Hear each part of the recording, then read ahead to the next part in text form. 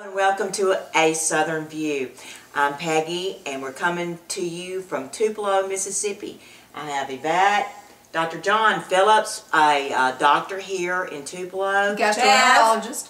Bev. Valerie. You always are going to try to do what's best for your patient, but a couple of things you start to do is you have to make, unfortunately, some business decisions that you may have to stop seeing the uninsured patients, which we see in our office. We may have to stop seeing Medicaid patients in our office because when you're paid 7 cents on the dollar, that's very hard to recoup that. Yeah, sure. And so what happens is you restrict access, and that's not happening. That's happening. It's not going to happen only for the uninsured. Now, I guess we're going to have 30 million new people that are insured, but they're not making any. But isn't that just a form of socializing? Here's the deal. At the end of the day, this is what I think too about this. Across the America, across whatever, and then you go to the world, any socialized universal health care, Canada, Europe, everywhere, it is, all of these people are flooding into America. Canada, let's just take Canada for an example. Let me tell you a little bit about those two systems. Really, yeah. The Canadian system is an example. I spent 6 years in Minnesota training at the Mayo Clinic, and during my time there, it was rumored at least that there were more MRI scanners at the Mayo Clinic alone than there were in the entire nation of Canada. Now that was in the late 1980s.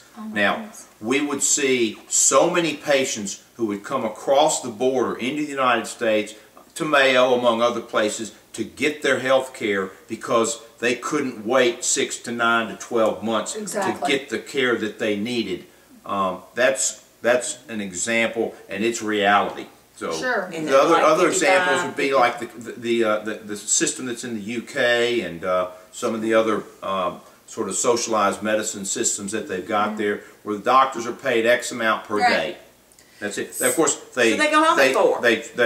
They see a minimal number of people. They charge for every phone call that you make. Of course, in a way that's smart, because if you're talking to a patient on the telephone and possibly triaging that patient and keeping them out of the emergency room, then that's saving money. We don't get paid for those telephone triage phones.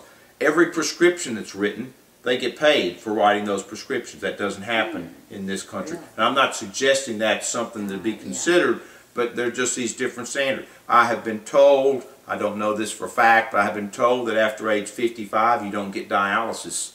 That's what it said today on the station. If you're after age 55, you don't get admitted. So you don't have a choice. You don't get admitted to the medical intensive care unit after age 55. You survive on the floor. If your kidneys shut down, even if it's a reversible process like an acute renal failure from hypotension that should correct over time, sorry, you don't get dialysis. That's right.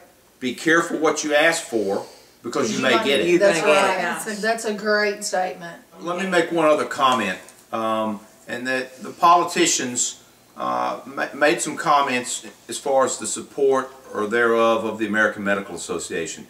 The American Medical Association did come out in support of this health care reform bill, but they did not endorse the bill. That's an important distinction, because there are parts of the bill that the American Medical Association is clearly not in favor of, and there's no point in going over those details, but they felt like they needed to still be a part of the discussion, because if they weren't at least a part of the discussion, then they might not be able to have any input into making changes in the bill. So endorse and support are different terms. Supporting it meaning there are components of it that, like, for example, getting people insured.